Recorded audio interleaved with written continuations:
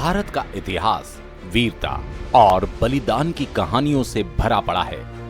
पृथ्वीराज चौहान, महाराणा प्रताप और छत्रपति शिवाजी जैसे महापुरुषों के बारे में तो हम सभी जानते हैं, लेकिन हमारे देश की वीरांगनाएं भी पराक्रम में किसी से कम नहीं थी। झांसी की रानी लक्ष्मीबाई, कित्तूर की रानी चेन्नम्मा और रानी वेलु नचियार जैसी नायिकाओं की बहादुरी के किस्से सुनने को मिलते हैं। लेकिन सिख इतिहास में एक ऐसी महान योद्धा थीं जिनकी वीरता ने मुगलों तक को भयभीत कर दिया था। उनका नाम था माई भागो, जिन्हें सिखों की पहली महिला योद्धा के रूप में जाना जाता है। माई भागो सिर्फ एक वीर योद्धा ही नहीं, बल्कि गुरु गोबिंद सिंह जी की अंगरक्षक भी बनी। उनकी बहादुरी ने इतिहास की दिशा बदल दी और उन्होंने ये साबित किया कि युद्ध भूमि में पुरुष और महिला के बीच कोई अंतर नहीं होता। उनकी कहानी सिख इतिहास के सबसे गौरवशाली पन्नों में दर्ज है। माई भागो का जन्म पंजाब के अमृतसर जिले के झाबल कला गांव में हुआ। उनके पिता भाई मल्लो शाह एक धर्मनिष्ठ सिख थे। उनका परिवार गुरुओं की सेवा के लिए समर्पित था। बचपन से ही माई भागो ने गुरु अर्जन देव जी की शहादत और गुरु हरगोबिंद सिंह जी के संघर्षों के बारे में सुना। ये कहानियां उनके हृदय में वीरता और बलिदान की भावना को जागृत कर गई। माई भागो का झुकाव छोटी उम्र से ही युद्ध कला की ओर था। जहां अन्य लड़कियां घरेलू कार्यों में रुचि लेती, वहीं माई भागो घुड़सवारी, तलवारबाजी और भाले के उपयोग में निपुण होना चाहती थी। उनका ये स्वभाव उनके परिवार के लिए असामान्य था, लेकिन उन्होंने अपने संकल्प को कभी कमजोर नहीं पड़ने दिया।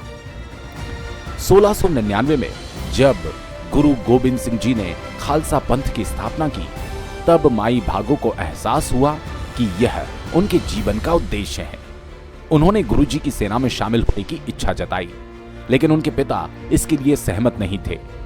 हालांकि माई भागो ने हार नहीं मानी और अपने संकल्प को पूरा करने के लिए खुद को घुड़सवारी और शस्त्र विद्या में प्रशिक्षित किया। ब्रिटेन की सिख मिशनरी सोसाइटी की एक रिपोर्ट के अनुसार माई भागो का पसंदीदा हथियार भाला था। वह अपने गांव के पास जंगल में अभ्यास करती थी और पेड़ों को भाले से भेदने का अभ्यास करती थी। उनका मानना था कि जब तक वे स्वयं को पूर्ण रूप से तैयार नहीं कर लेती, तब तक युद्ध में जाना उचित नहीं होगा। 1704 में मुगल सम्राट औरंगजेब ने आनंदपुर साहिब को घेर लिया। गुरु गोबिंद सिंह जी और उनके 10,000 सिख योद्धा महीनों तक मुगलों के खिलाफ डटे रहे। मुगलों की संख्या लाखों में थी, लेकिन फिर भी वे गुरु जी के साहसी सैनिकों को पराजित नहीं कर पाए। आखिरकार मुगल सेना ने गुरु गोबिंद सिंह जी को आनंदपुर साहिब छोड़ने के बदले सुरक्षित रास्ता देने का वादा किया। लेकिन जैसे ही गुरु जी किले से बाहर निकले, मुगलों ने विश्वासघात कर उन पर हमला कर दिया। इस संघर्ष में गुरु गोबिंद सिंह जी के 2 पुत्र शहीद हो गए और कई सिख योद्धाओं ने अपने प्राण न्यौछावर कर दिए। जब माई भागो को यह खबर मिली कि गुरु गोबिंद सिंह जी पर मुगलों ने हमला किया और कुछ सिख योद्धा डरकर युद्ध से भाग गए, तो उन्होंने 40 सिख सैनिकों को फिर से संगठित किया।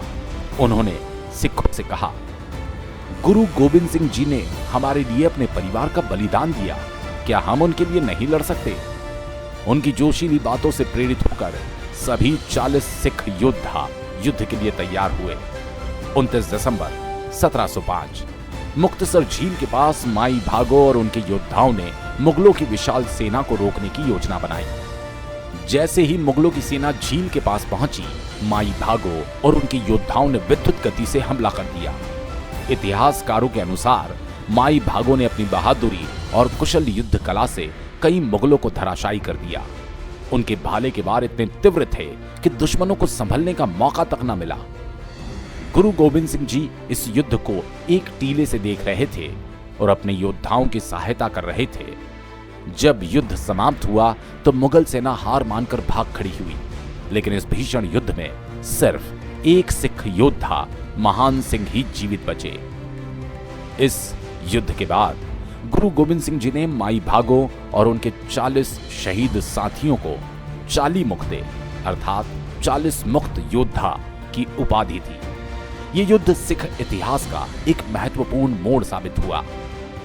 माई भागो की वीरता से प्रभावित होकर गुरु गोविंद सिंह जी ने उन्हें अपना अंगरक्षक बना लिया। वह हमेशा उनके साथ रहती और उनके जीवन की रक्षा करती थी। माई भागो की वीरता और बलिदान को कभी भुलाया नहीं जा सकता। आज भी गुरुद्वारा श्री मुक्तसर साहिब 40 मुक्तों की स्मृति में बना है, जहां हर साल श्रद्धालु पवित्र सरोवर में स्नान कर उनकी याद में श्रद्धांजलि अर्पित करते हैं।